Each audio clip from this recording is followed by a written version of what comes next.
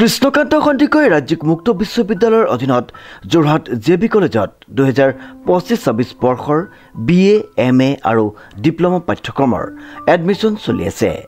এডমিশ্যনৰ last date 31 July 2025।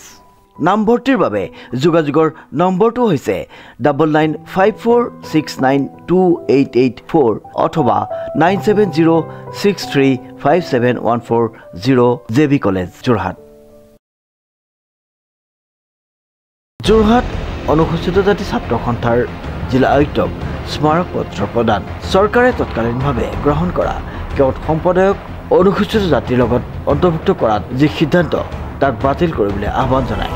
বৰ্তমান অসমৰ এটা চৰ্চিত বিষয় হৈছে অসমত বসবাস কৰা কেওট সম্প্ৰদায়ৰ লোকসকলক অসম চৰকাৰে অনুসূচিত জাতি কৈৱৰ্ত সম্প্ৰদায়ত অন্তৰ্ভুক্ত কৰিবলৈ উঠি পৰি লাগিছে আৰু এই ক্ষেত্ৰত অসম চৰকাৰ সামাজিক ন্যায় সবলীকৰণ বিভাগে বিশেষ কাৰ্যব্যৱস্থা গ্ৰহণ কৰিছে বুলি আমি গম পাইছোঁ। গতিকে আমি এই ব্যৱস্থা সম্পূৰ্ণ বিৰোধিতা কৰিছোঁ।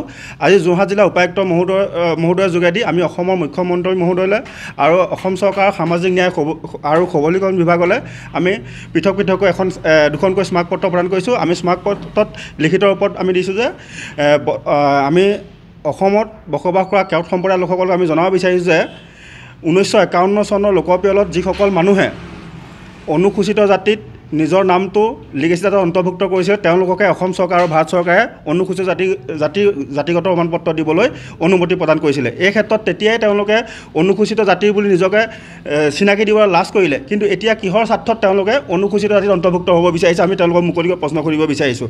গতিকে এই ক্ষেত্ৰত তেওঁলোকক যদি চৰকাৰে অনুসূচিত জাতিত অন্তৰ্ভুক্ত কৰে তেতিয়াহ'লে অনুসূচিত জাতিৰ সংৰক্ষিত আসনত থকা যিবোৰ সুবিধা আছে এই ক্ষেত্ৰত আমি পোৱাত কিছু পৰিমাণ লোক বঞ্চিত হ'ম। গতিকে আমি সম্পূৰ্ণ বিৰোধিতা কৰিছোঁ আৰু অসম চৰকাৰক আৰু অসমৰ সামাজিক ন্যায় সবলীকৰণ বিভাগক আমি দাবী জনাইছোঁ যে এই সিদ্ধান্ত তেওঁলোকক বাতিল কৰিব লাগে অতি শীঘ্ৰে। অন্যথা আমি অসমত প্ৰত্যেকখন জিলাত আমি এই ক্ষেত্ৰত আমি কাৰ্যসূচী ল'বলৈ বাধ্য হ'ম।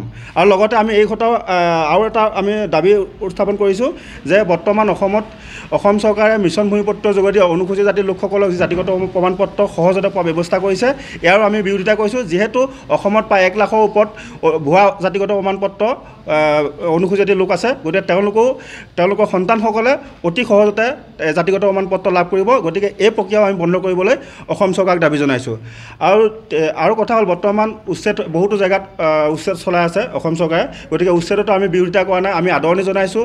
অবৈধ বেদখলকাৰী উচ্ছেদ হওক, আমি তাত সহায়ো আগবঢ়াম। কিন্তু আমি কিছু ঠাইত দেখা গৈছে যে কিছুমান খিলঞ্জীয়া অনুসূচিত জাতিৰ ৰাইজ এই মানুহৰ উচ্ছেদ হৈছে। গতিকে তেওঁলোকক পুনৰ সংস্থাপন দিয়াৰ ব্যৱস্থা কৰিবলৈ আমি চৰকাৰক অনুৰোধ জনাইছোঁ। ধন্যবাদ।